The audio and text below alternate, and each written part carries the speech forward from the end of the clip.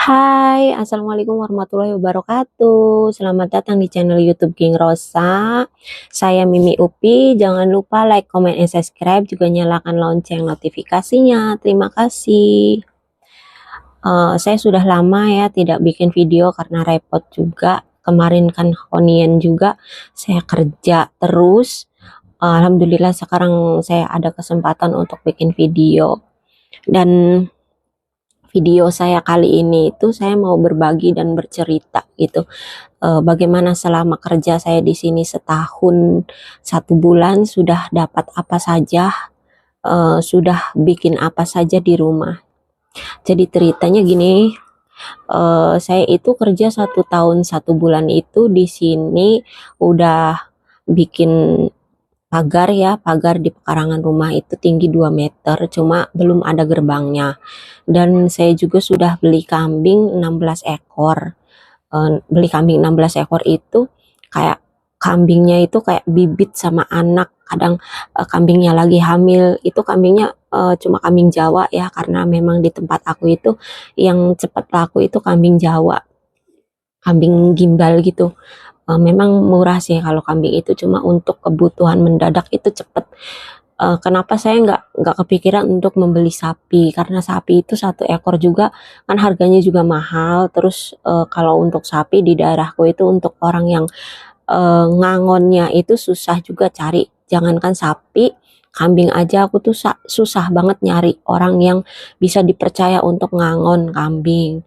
Jadi dulu itu waktu saya belum berangkat ke sini itu kan saya punya kambing juga. Satu kandang itu sekitar 50 ekor, dan kambing itu saya jual untuk keberangkatan saya ke sini. Jadi otomatis saya sekarang mikirnya bagaimana caranya saya bisa investasi ke kambing lagi, karena memang investasi ke kambing itu menghasilkan ya kalau kita tidak banyak kebutuhan. Karena kambing itu kan satu satu ekor itu bisa lahir 2 atau 1, itu paling banyak 2. Kalau lahirnya 3 itu kadang kadang mati anaknya gitu kan. Jadi kebanyakan 2 lah, paling banyak itu 2. Kalau kembar 3 itu kadang susah ya, kadang yang satunya mati, kadang bibitnya itu kayak induknya itu nggak mau nyusuin gitu. Aku udah ada pengalaman juga di kambing, karena sebelum aku berangkat ke sini juga kan eh, aku punya kambing. Terus aku berangkat ke sini itu aku jual kambing 1 kandang itu aku habiskan, aku jual semua biar suami itu nggak kerepotan di rumah melihara kambing. Jadi suami aku itu di rumah itu tidak bekerja, suami aku itu momong anak sambil ya kerja ringan-ringan lah, kan kita itu juga kan punya sawah juga. Jadi suami aku biasanya itu pergi ke sawah itu, terus siang itu dia pulang urus anak, karena pagi kan anak sekolah gitu. Kalau siang anak udah pulang itu suami aku itu harus ada di rumah untuk nyiapin makanan lah, nungguin anak sampai malam. Terus paginya itu anak berangkat sekolah baru suami aku itu pergi ke sawah. Di sawah juga aku itu suami aku itu kerjanya itu cuma ya kerja ringan-ringan aja gitu. Kadang kan juga punya pekerja, jadi ngeliatin pekerja lah, nemenin pekerja, ngasih tahu pekerja itu kerjanya apa dan bagaimana. Habis itu dia pulang gitu ngurus anak di rumah. Jadi aku percayaan semua hasil kerja keras aku di sini kepada suami. Bagaimana caranya suami itu untuk bisa memutar penghasilan aku yang ada di sini. Bagaimana caranya untuk kita bisa eh, mempunyai usaha setelah kepulanganku nanti gitu. Jadi aku mikirnya kerja di sini itu bukan mikir gimana-gimana ya. Udah pasti ya kerja ke luar negeri itu eh, solusi yang punya hutang gitu kan, punya hutang di rumah, jadi solusinya itu berangkat ke luar negeri. Nah, aku itu memang di rumah punya hutang, dan aku itu mikirnya selagi aku masih bisa bekerja, jadi aku juga memutuskan untuk pergi lagi dan meninggalkan anak aku yang masih kecil juga di rumah. Untungnya suami aku juga percaya sama aku, terus juga suami aku mengizinkan aku berangkat ke sini. Jadi aku memutuskan untuk bekerja ke Cina karena memang gaji di Cina juga lebih tinggi dari negara-negara Asia lainnya. Cuma ya memang di Cina itu ilegal bukan legal ya. Jadi aku tidak menyarankan untuk teman-teman untuk berangkat kerja ke Cina, dan dan menyarankan untuk teman-teman juga untuk berpikir kerja di Cina itu jangan melihat dari gajinya yang tinggi, tapi berpikir kerja di Cina itu ilegal. Selagi masih ada yang resmi, pergilah ke negara yang resmi yang mempunyai keterikatan kontrak gitu kan. Kalau di sini kan nggak ada kontrak ya, apalagi kontrak kayak antar negara gitu. Kalau di sini tuh nggak ada ya. Apa sih namanya itu? Aku kurang ngerti ya. Terus aku mikirnya, aku nargetin kerja di sini itu 1 tahun itu udah memiliki hasil dari kerja keras aku di sini. Dan kalau umpamanya kambing aku itu, sekarang kan aku udah punya 16 kambing ya. Jadi bagaimana caranya 16 kambing ini aku itu nggak gimana, nggak mengganggu gugat gitu, maksudnya biar beranak pinak gitulah. Kalau umpamanya ada kebutuhan mendadak, kalau kambingnya udah banyak kan kita enak ya, kita enak tinggal jual kambing aja. Jadi aku mikirnya biarlah kambing itu kambing 16 ini jadi berapa selama setahun atau 2 tahun gitu. Kalau umpamanya aku ada rezeki, ada uang, ya aku gunakan uang itu untuk kebutuhan yang ya pokoknya kebutuhan lah, kebutuhan apa gitu. Kalau untuk kambing aku biarin beranak pinak dulu. Jadi aku nggak apa sih, biar banyak gitu. Syukur-syukur ya aku bisa nambah kambing lagi. Dan aku berpikir, aku juga tadinya kan pengen bikin rumah, cuma saya pikir-pikir bikin rumah itu ya nantilah, aku mikirin investasi dulu sekarang itu, karena memang aku kerja di sini ilegal, aku nggak tahu juga kapan waktunya aku pulang kan. Jadi aku tidak menargetkan berapa tahun aku kerja di sini, karena memang aku tergantung nasibnya bagaimana. Ya itu kan kembali lagi ke kehendak Tuhan gitu. Kalau umpamanya Tuhan masih mengizinkan aku mencari rezeki di sini, ya aku manfaatkan kesempatan aku itu untuk mengumpulkan hasil kerja keringat aku, agar tidak aku foya-foyakan ke hal-hal yang tidak bermanfaat. Jadi aku manfaatkan untuk keluarga aku di rumah gitu.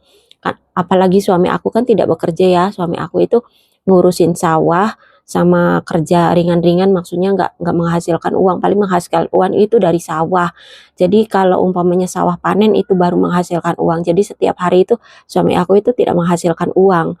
Jadi ya bagaimana caranya saya untuk bisa mencukupi keluarga aku itu di rumah sementara sebelum panen itu. Kalau umpamanya udah panen kan hasilnya kita juga bisa memikirkan untuk bagaimana ini uang hasil panen kita itu untuk apa gitu kan. Jadi kita bisa tukar pendapat, tukar pikiran juga. Alhamdulillah suami aku bisa dipercaya. Semoga seterusnya ya. Terus aku sekarang itu mikirnya bagaimana untuk kelanjutannya, supaya tahun depan itu aku bisa memiliki sesuatu gitu. Jadi dengan cara ya aku menabung atau apa gitu. Intinya aku di sini itu tidak foya-foya, dan aku juga pengen berbagi gitu, berbagi ke teman-teman yang berada di luar negeri ya, yang kerja gitu, maksudnya mencari nafkah gitu. Jangan sampai kita itu sia-siakan waktu kita kerja di luar negeri itu untuk berfoya-foya, shopping-shopping, atau membeli sesuatu yang tidak bermanfaat. Jadi aku mikirnya aku itu kerja di luar negeri itu tidak mungkin selamanya. Jadi badan kita itu tidak mungkin selamanya untuk sehat, selalu sehat atau apa ya, sebisanya kita jaga badan kita supaya tetap sehat ya. Tapi kan eh, itu juga kan nggak mungkin ya, kadang kita juga ada sakitnya gitu. Terus juga kita umur juga semakin tahun kita nambah gitu kan. Jadi kita itu eh, kerja di luar negeri itu kita manfaatkan dengan sebaik-baiknya untuk berinvestasi. Terserah investasinya itu bagaimana gitu, yang menurut teman-teman mengikuti hobi atau apa, yang penting kita berinvestasi agar kita kalau pulang dari luar negeri itu kita sudah mendapatkan modal usaha, atau kita usaha di rumah gitu ya. Insya Allah ya, semoga apa yang sudah kita dapatkan dari luar negeri bermanfaat di saat kita pulang nanti ke kampung, dan kita tidak pergi-pergi lagi meninggalkan keluarga kita lagi untuk mencari nafkah lagi, mencari rezeki lagi ke negara orang gitu, dan bekerja sama orang, karena memang kerja sama orang itu capek ya, capeknya itu double, apalagi kalau majikannya itu cerewet, apalagi kalau majikannya itu super duper bersih gitu kan, sedangkan tenaga kita kadang tidak cukup untuk bekerja, kadang kita juga butuh istirahat, kadang kita juga apa gitu. Untuk yang bekerja di luar negeri ya, semoga kalian selalu sehat, rezekinya lancar, majikannya baik, dan kerjaannya ringan. Amin. Jadi jangan lupa untuk yang kerja ke luar negeri, kalian juga harus memikirkan bagaimana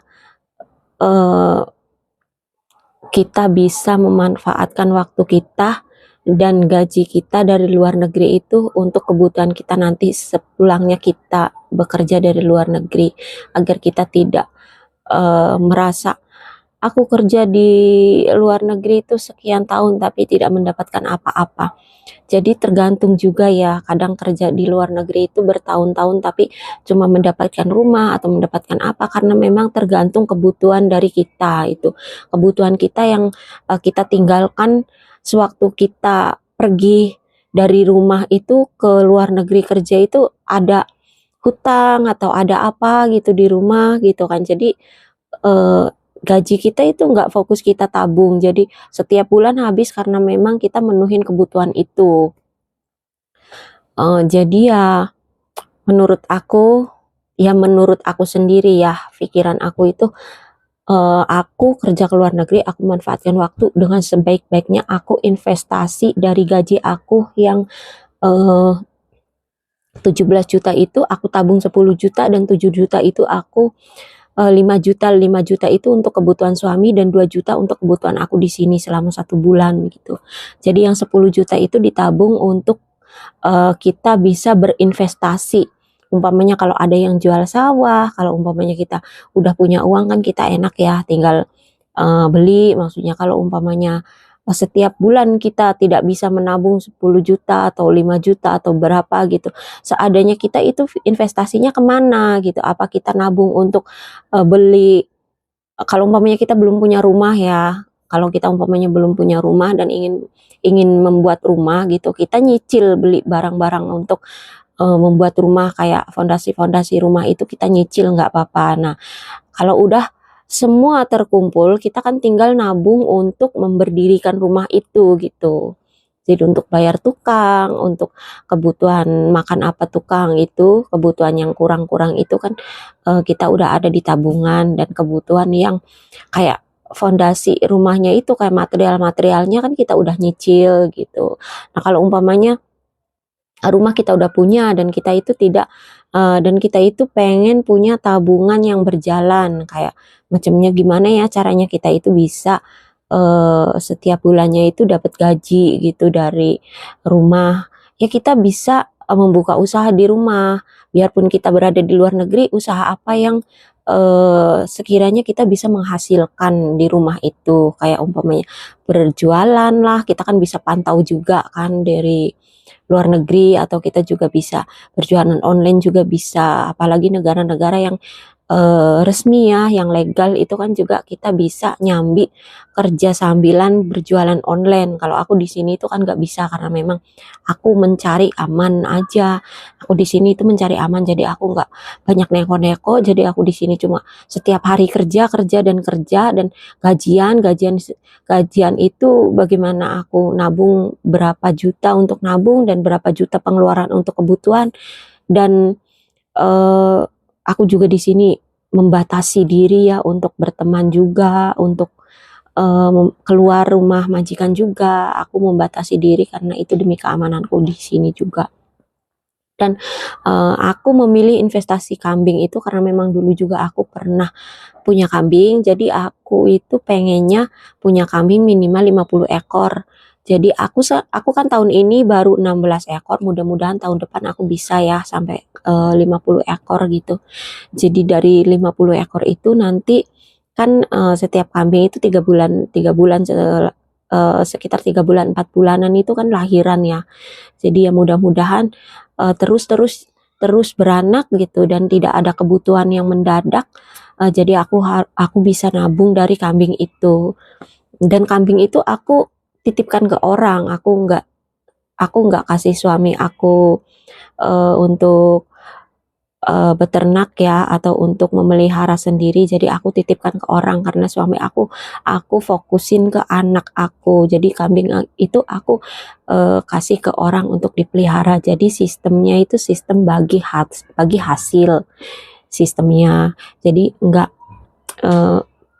nggak repot gitu kalau umpamanya sistem bagi hasil. Paling kalau umpamanya kambingnya itu beranak 2, jadi yang melihara 1, yang satunya itu buat aku gitu. Kalau umpamanya lahirnya 1 itu kita bagi gitu. Kalau umpamanya dijual itu, kalau umpamanya dapat 4 juta berarti 2 juta, aku 2 juta, yang melihara 2 juta gitu. Kalau sistem bagi hasil ya di kampung aku seperti itu. Dan pengennya sih nambah gitu. Tahun depan aku pengennya nambah sampai 50 ekor. Sekarang kan 16, tinggal berapa lagi itu aku nambahin. Mudah-mudahan ya, insya Allah semoga dikabulkan keinginan aku, amin.